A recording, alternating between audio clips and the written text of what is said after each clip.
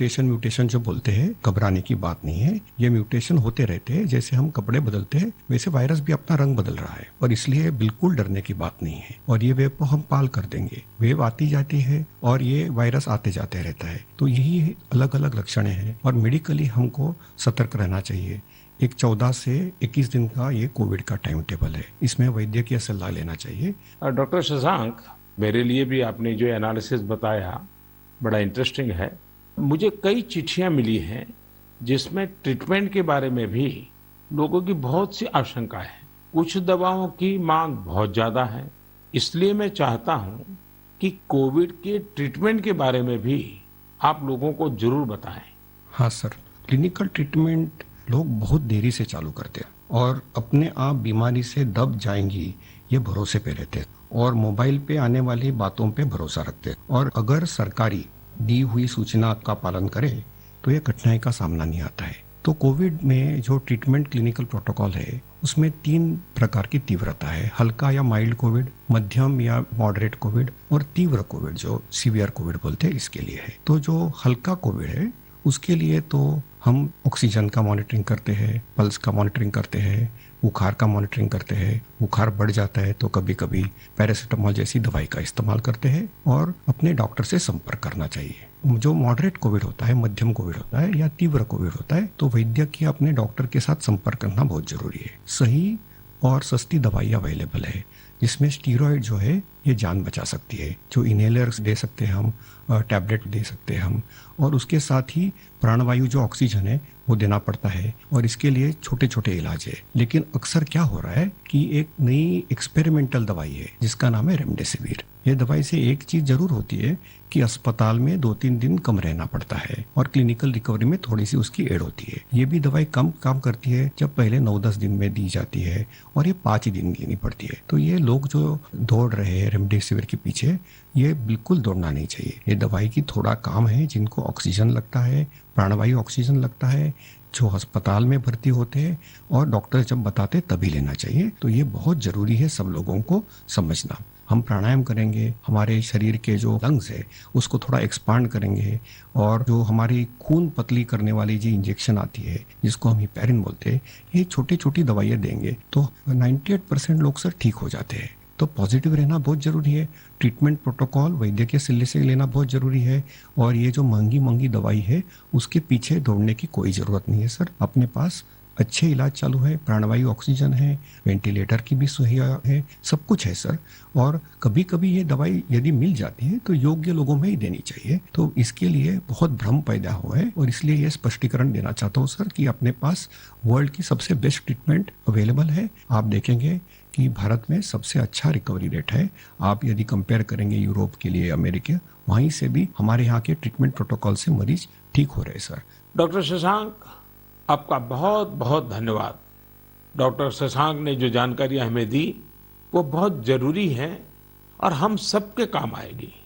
साथियों, मैं आप सबसे आग्रह करता हूं, आपको अगर कोई भी जानकारी चाहिए हो, कोई और आशंका हो, तो सही सोर्स से ही जानकारी लें।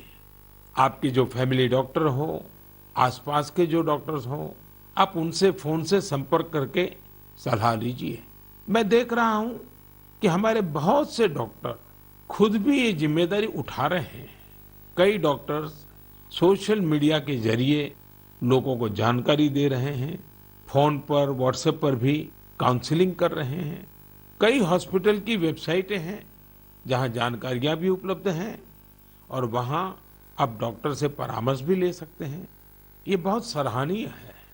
मेरे साथ श्रीनगर से डॉक्टर नावीद नजीर शाह जुड़ रहे हैं।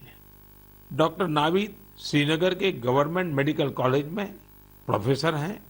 नावीद जी अपनी देखरेख में अनेकों कोरोना पेशेंट्स को ठीक कर चुके हैं और रमजान के इस पवित्र माह में डॉक्टर नावीद अपना कार्य भी निभा रहे हैं और उन्होंने हमसे बातचीत के लिए समय भी निकाला है। आइए उन्हीं से बात करते हैं। नावीद जी, नमस्कार। नमस्कार सर।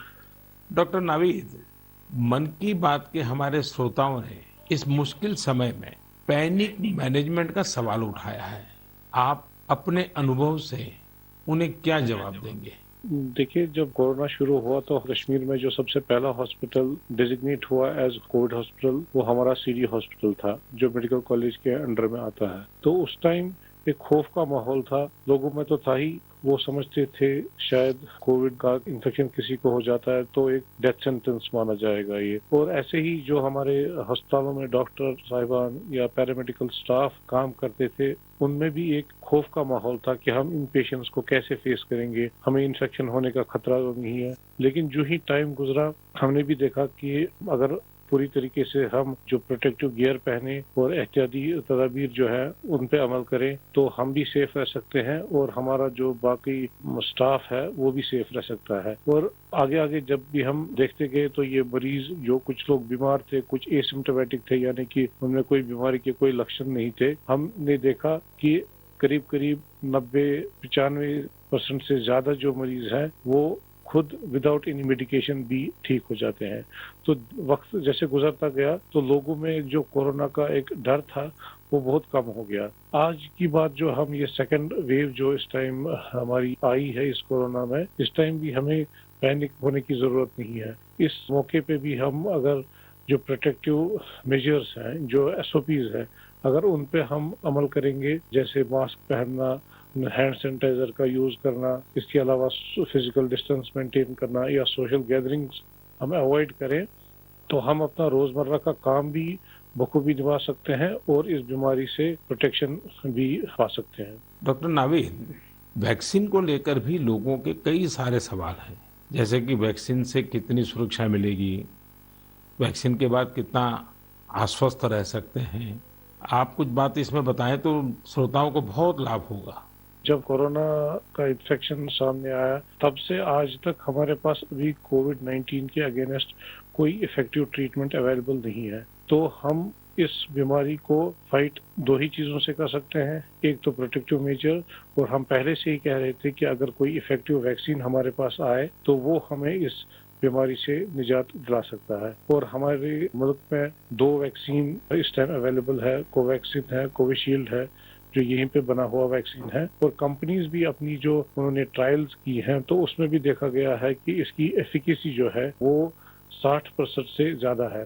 अगर हम जम्मू कश्मीर की बात करें, हमारी यूटी में अभी तक 15 से 16 लाख तक लोगों ने अभी ये वैक्सीन लगाया है। हाँ, सोशल मीडिया में काफी इसके जो मिसकंसेप्शन या मिथ्स इसमें आए थे कि ये साइड इफेक्ट्स हैं। अभी तक हमारे जो भी यहाँ पे वैक्सीन लगे हैं कोई साइड इफेक्ट उनमें नहीं पाया गया है। सिर्फ जो आम हर किसी वैक्सीन के साथ एसोसिएटेड होता है, किसी को बुखार आना, पूरे बदन में दर्द या लोकल साइट जहाँ पे इंजेक्शन लगता है वहाँ पे पेन होना, ऐसे ही साइड इफेक्ट्स हमने हर मरीज में देखे हैं। तो कोई ग्रॉस हमने कोई एडवर्स इफेक्ट नहीं देखा है।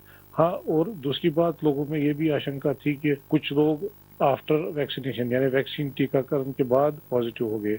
इसमें कंपनी से ही गाइडलाइंस है कि उसमें अगर किसी को टीका लगा है उसके बाद उसको इन्फेक्शन हो सकता है, वो पॉजिटिव हो सकता है, लेकिन जो बीमारी की सीवियरिटी है यानी बीमारी की शिद्दत जो है उन मरीजों में उतनी नहीं होगी। यानी कि वो पॉजिटिव हो सकते हैं लेकिन जो बीमारी है वो एक जानलेवा बीमारी उनमें साबित नहीं हो सकती है। इसलिए जो भी ये मिसकंसेप्शंस हैं वैक्सीन के बारे में वो हमें दिमाग से निकालने चाहिए। और जिसकी बारी आई, क्योंकि 1 मई से हमारा पूरे मुल्क में जो भी 18 साल से ज्यादा की उम्र के हैं उनको वैक्सीन लगाने का कार्यक्रम शुरू होगा, तो लोगों से अपील यही करेंगे कि आप आए, वैक्सीन लगवाएं और अपने आप को भी प्रोटेक्ट करें और ओवरऑल हमारी सोसाइटी और हमारी कम्युनिटी इससे प्रोटेक्ट हो जाएगी कोविड-19 के इन्फेक्शन से। डॉक्टर नावीद, आपका बहुत बहुत धन्यवाद और आपको रमजान के पवित्र महीने की बहुत बहुत शुभकामनाएं।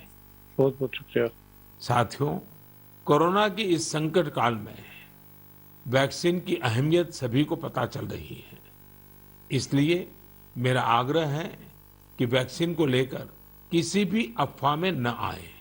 आप सभी को मालूम भी होगा कि भारत सरकार की तरफ से सभी राज्य सरकारों को फ्री वैक्सीन भेजी गई है, जिसका लाभ 45 साल की उम्र के ऊपर के लोग ले सकते हैं।